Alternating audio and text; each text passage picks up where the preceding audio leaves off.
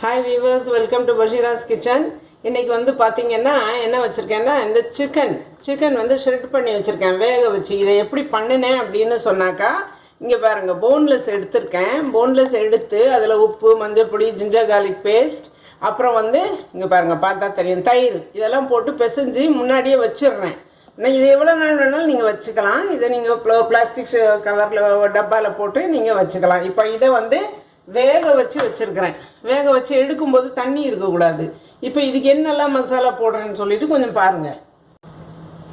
இப்போ வந்துட்டு இந்த பேபி கார்ன் இருக்கு பாருங்க, இங்க இருக்கு பாருங்க பேபி கார்ன். பேபி கார்னையும் நான் கொஞ்சம் உப்பு போட்டு வேக வச்சு வச்சிருக்கிறேன். வேக வச்சு வச்சிருக்கேன் தண்ணி இல்லாம. இதையும் ஒரு ஸ்நாக்ஸாக பண்ணிடலாம். பக்கோடா மாதிரி நான் பண்ணி காட்டுறேன். இதுக்கு பாருங்க ஒரு ஃபுல் ஸ்பூன் வந்து ஸ்பூனை தொடச்சி எடுத்துக்கோங்க. ஒரு ஃபுல் ஸ்பூன் வந்து கடலை மாவு போடுறேன். இதே தான் வந்துட்டு பேபி கார்னுக்கும் போடுறேன். ஓகே, அப்புறம் வந்து அரிசி மாவு பார்த்தீங்கன்னா ஒரு அரை கரண்டி போதும். இதுவே அரை கரண்டி பேபி கார்னுக்கும் போடுறேன். கொஞ்சமாக இருக்கிறதுனால கொஞ்சம் போதும். இதுக்கு கொஞ்சம் உப்பு அதே கரண்டியில் தான் எடுக்கிறேன். கொஞ்சமாக உப்பு போடுங்க. இது ரெண்டுத்துக்குமே நான் வந்து போட்டிருக்கேன் உப்பு போட்டு தான் வேக வச்சிருக்கேன். அதனால கொஞ்சமாக உப்பு போட்டுக்கலாம். இந்த உப்பு கைக்கும் இல்லாட்டி.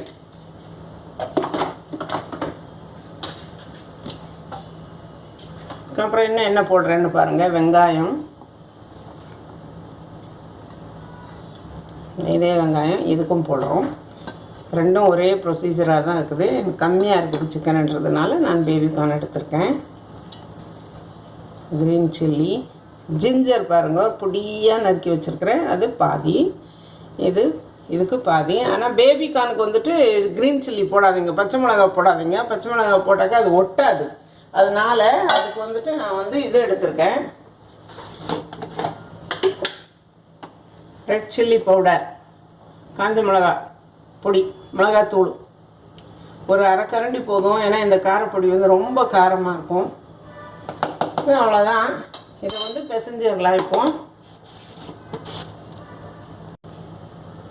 இதுக்கு வந்து இன்னும் கொஞ்சம் கருவேப்பிலை கொஞ்சமாக போடுங்க.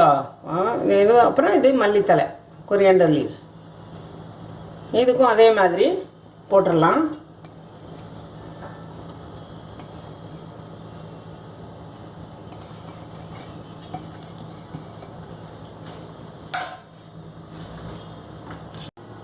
இது பாருங்கள். இப்போ இதை வந்துட்டு கொஞ்சம் கொஞ்சமாக தண்ணி ஊற்றி மிக்ஸ் பண்ணணும். முதல்ல மிக்ஸ் பண்ணிக்கோங்க. இதுக்கு எவ்வளவு தேவையோ அதை மட்டும் மிக்ஸ் பண்ணுங்கள். கொஞ்சமாக இதில் ஆல்ரெடி இந்த வெங்காயத்தில் வந்துட்டு ஈரப்பசை இருக்கும்.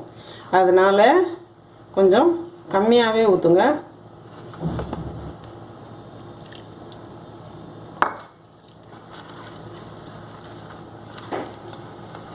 இன்னும் கொஞ்சம் ஊற்றலாம். இது போதும்னு நினைக்கிறேன். இங்கே பார்த்தீங்களா இப்போ பிடிக்கிறதுக்கு வருது இல்லையா? இதுக்கு வேணும்னா இன்னும் கொஞ்சம் வந்து கடலை மாவு போடலாம். இன்னும் ஒரு அரை கரண்டி கடலை மாவு போடுறேன். இங்கே பார்த்தீங்களா இப்போ பேபி கார்னுக்கு இன்னும் ஒரு கரண்டி நான் கடலை மாவு போட்டிருக்கேன். அது இங்கே பாருங்கள் இப்படி இந்த மாதிரி பண்ணிக்கோங்க. இன்னும் கொஞ்சம் வேணாலும் தண்ணி ஊற்றிக்கலாம்.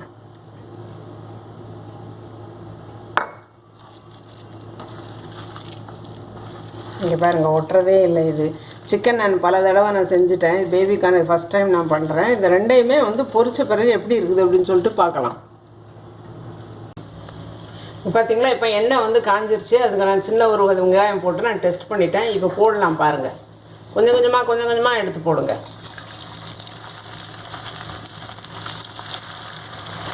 சின்னதாக போடணும். இது வேகட்டும். இங்கே பார்த்தீங்களா என்ன அருமையாக வெந்திருக்குது.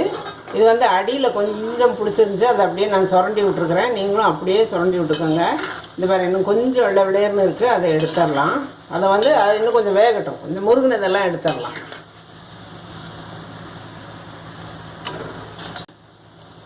முருகினதெல்லாம் எடுத்தாச்சு. ரொம்ப கருகுனா வாயில் வைக்க முடியாது.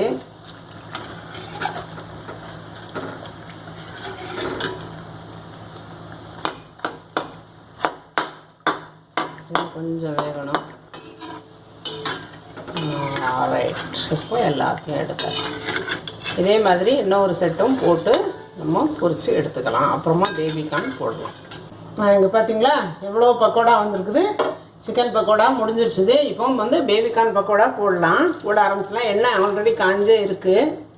சின்னது பண்ணியிருக்கேன், சிம்மில் வச்சுருக்கிறேன். இதெல்லாம் தனித்தனியாக போட்டால் தான் நல்லாயிருக்கும். இது வெந்ததும் அப்புறம் நான் உங்கள்கிட்ட எடுக்கும்போது காட்டுறேன். இப்போ பார்த்தீங்களா பேபிகார்ன் பக்கோடா ஃபஸ்ட்டு இது எடுத்தாச்சு. இப்போ செகண்ட் இது வந்துட்டுருக்கு. இது எடுக்கும்போது நான் காட்டுறேன் எந்த பதத்தில் எடுக்கிறேன் அப்படின்ட்டு. பார்த்தீங்களா நல்லாவே முருகிருச்சு. இப்போ வந்து தீ அணைச்சிருங்க. ஏன்னா அந்த எண்ணெயே வந்து நல்லா வந்துடும், சுட்டுரும்.